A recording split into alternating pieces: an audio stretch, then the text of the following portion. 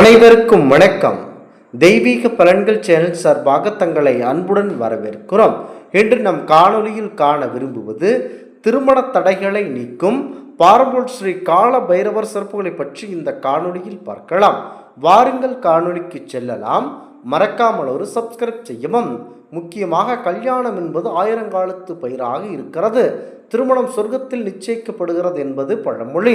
முக்கியமாக திருமணம் தொடர்பாக பல மொழிகளை நாம் கேள்விப்பட்டு அதனை ரசித்து கொண்டிருப்போம். ஒவ்வொருடைய வாழ்க்கையை தீர்மானிக்கக்கூடிய அதிக முக்கியமான ஒரு வைபவமே அது திருமணம் என சொல்லப்படுகிறது. திருமணம் ஆவதற்கு முன்பு வரை இளைஞராக இருந்தவர்கள் திருமணமான அடுத்த நொடியே குடும்ப தலைவராக மாறிவிடுகிறார். தலைவியாகவும் மாற ஒரு குடும்பத்தை நிர்ணயிக்கக்கூடிய அளவிற்கு பொறுப்புடன் செயல்படுகிறார்கள். அப்படிப்பட்ட அதி முக்கியமான ஒரு பந்தம் தான் திருமணம். திருமணம் ஒரு சிலருக்கு தாமதமாக நடைபெறுகிறது, மற்றும் ஒருவருக்கு விரைவில் நடைபெறுகிறது. அடுத்ததாக திருமணம் ஒருவருக்கு நடைபெறாமல் தாமதம் ஏற்படுகிறது. அப்படி தாமதத்தை நீக்குவதற்கு விரைவிலேயே திருமணம் நடைபெறுவதற்கும் செய்யக்கூடிய ஒரு பைரவர் வழிபாட்டு முறை பற்றித்தான் இந்த காணொளியில் பார்க்க போகிறோம். திருமண வயதை நெருங்கிய உடனேயே உற்றார் உறவினர்கள் அனைவரும் எப்பொழுதும் கல்யாண சாப்பாடு போட போகிறீர்கள் என கேட்டு மனதை துன்பப்படுத்துவார்கள். பெற்றவர்களுக்கு அது ஒரு பெரிய பொறுப்பாகவே இருக்கும். நல்ல முறையில் நல்லவராக பார்த்து தங்கள் பிள்ளைகளுக்கு திருமணம் செய்து வைக்க வேண்டும் என விரும்புபவர்கள் திருமணத்தில் தாமதமோ தடைகளோ ஏற்படும் பொழுது அதனால் மன உளைச்சல் பெற்றவர்களாக மட்டும் அல்லாமல் சம்பந்தப்பட்ட நபரும் மாபெரும் துன்பம் அடைவீர்கள். அப்படிப்பட்டவர்கள் செய்யக்கூடிய ஒரு வழிபாட்டு முறை பற்றித்தான் நீங்கள் பார்க்க வேண்டும். திருமண தடை ஏற்பட்டு இருப்பவர்கள் ஜாதகத்தில் எந்த திசை நடைபெறுகிறது என்பதை பார்க்க வேண்டும். மேலும் இந்த வழிபாட்டை திருமண தடை ஏற்றப்படுபவர்கள் தான் செய்ய வேண்டும். அவர்கள் சார்பாக வேறு யாரும் செய்யக்கூடாது.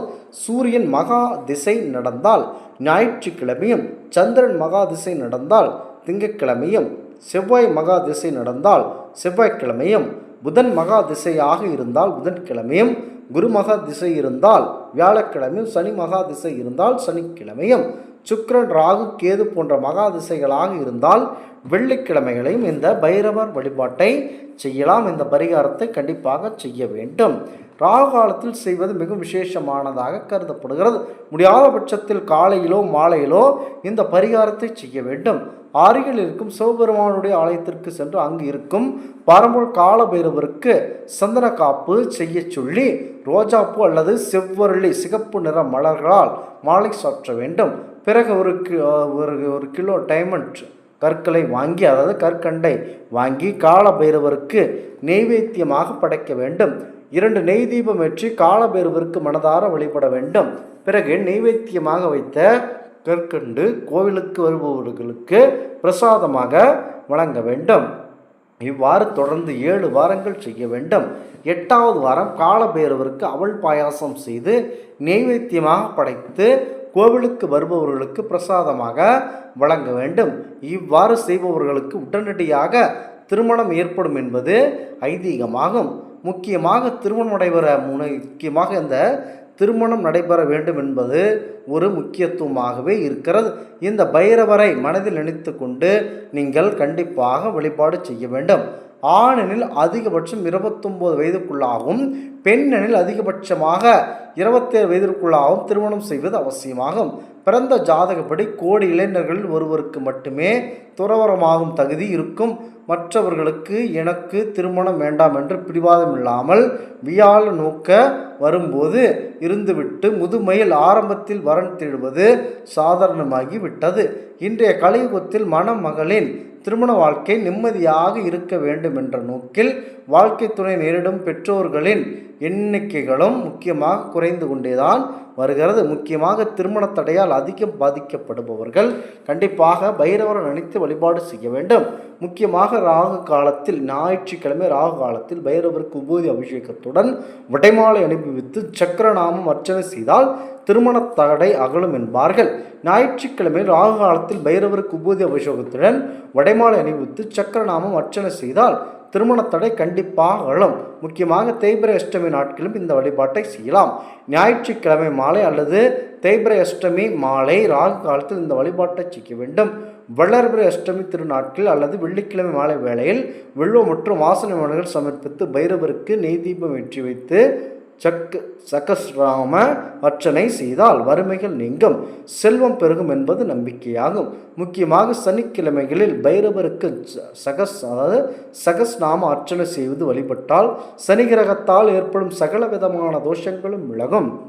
முக்கியமாக பரம்பொருள் மகா பைரவரை திரிபுர பைரவராகவும் வழிபடும் வழக்கம் உண்டு. கரை சேர முடியாத பெருந்துன்பங்களையும் நீக்கி அருள் புரிவார் திரிபுர பைரவர். தலங்களில் நடைபெறும் பிரம்மோற்சவத்திற்கு முன்பாக விழா முடிந்த பின்னரும் பைரவரை வழிபட வேண்டும் என்கிறது ஆகம நூல்கள். முன்பெல்லாம் சிவாலயங்கள் இரவில் பைரவரை பூஜித்து வழிபட்டு ஆலய கதவுகளை மூடி சாவியை அவரது சன்னதியில் சமர்ப்பது வழக்கம். இப்போது கைமணியையும் கலசத்தையும் கைசத்தையும் அவர் முன் வைத்து வழிபாடு செய்கிறார்கள். முக்கியமாக இதனை அனைத்தையும் செய்தால் முக்கியமாக அவர்களுக்கு திருமணம் உடனடியாக நடைபெறும் என்பது ஐதீகமாகும். முக்கியமாக திருமண தடையால் பாதிக்கப்பட்டு கொண்டிருப்பவர்கள் இந்த வழிபாட்டை உடனடியாக செய்ய வேண்டும். கால பைரவரை வழிபடுவதற்கு உகந்த நாள் என்று பார்த்தால் அது மிகவும் தேய்பிறை அஷ்டமி மற்றும் ஞாயிற்றுக்கிழமைகள் மற்றும் தேய்பிறை அஷ்டமி திதிகள் மாபெரும் இவருக்கு உகந்த நாட்களாகவே இருக்கிறது. இந்த நாட்களில் இவரை வழிபட்டால் அனைத்தும் வெற்றி கிடைக்கும் என்பது ஐதீகமாகும். திருமணம் வேண்டி தவிப்பவர்கள் உடனடியாக கால பைரவரை வணங்க வேண்டும். முக்கியமாக சனீஸ்வரனுடைய கெடுபலன்கள் இருந்தால் கால பைரவரை மனதில் நினைத்து தீபம் ஏற்றி வழிபாடு செய்தால் உங்களுக்கு கண்டிப்பாக விரைவில் திருமணம் நடைபெறும் என்பது ஐதீகமாகும். ஏனென்றால் சனீஸ்வர பகவானுக்கு ஈஸ்வரன் பெற்றவர் நம்முடைய கால பைரவர் தான். கண்டிப்பாக இந்த வழிபாட்டை மேற்கொள்ளுங்கள். திருமண தடைகள் நீக்குவதற்கு பைரவ வழிபாட்டை செய்யலாம். குறிப்பாக கால பைரவர், அஷ்ட பைரவர் மற்றும் திரிபுர பைரவர் போன்ற வடிவங்களை வழிபடுவது திருமண தடைகளை நீக்கும். தேய்பிறை அஷ்டமி திதியில் ஞாயிற்றுக்கிழமை கால பைரவர் வழிபடுவது நல்ல பலன் கிடைக்கும். முக்கியமாக திருமண தடைகள் நீங்கி திருமண வாழ்க்கைக்கு தேவையான நல்லெண்களையும் நல்ல வரன்களையும் ஈர்த்து அருள் புரிவார் நம்முடைய பைரவர் ஆகும். முக்கியமாக பைரவர் சனி குரு என்பதனால் 7.5 சனி, அஷ்டமத்து சனி போன்ற காலங்களில் ஏற்படும் பாதிப்புகளை பைரவரை வழிபட்டால் குறைக்க முடியும். பைரவரை வழிபட்டால் பிரம்ம அத்தி தோஷம் பாவங்களை நீக்கும், யம பயம் இருக்காது என ஞான நூல்கள் கிடைக்கின்றன. திருமண தடையில் நீங்குவதோடு சந்தான பாக்கியம் அருளும் பைரவரை கண்டிப்பாக நீங்கள் தேய்பிறை அஷ்டமி போன்ற நாட்களில் வழிபாடு செய்தால் நல்ல பலன் கிடைக்கும். இந்த ஆன்மீக தகவல் உங்களுக்கு பிடித்து இருந்தால் தெய்வீக பலன்கள் சேனலை கண்டிப்பாக சப்ஸ்கிரைப் செய்து கொள்ளவும். மீண்டும் ஒரு நல்லதொரு காணொளியில் உங்களை சந்திக்கிறோம். நன்றி, வணக்கம்.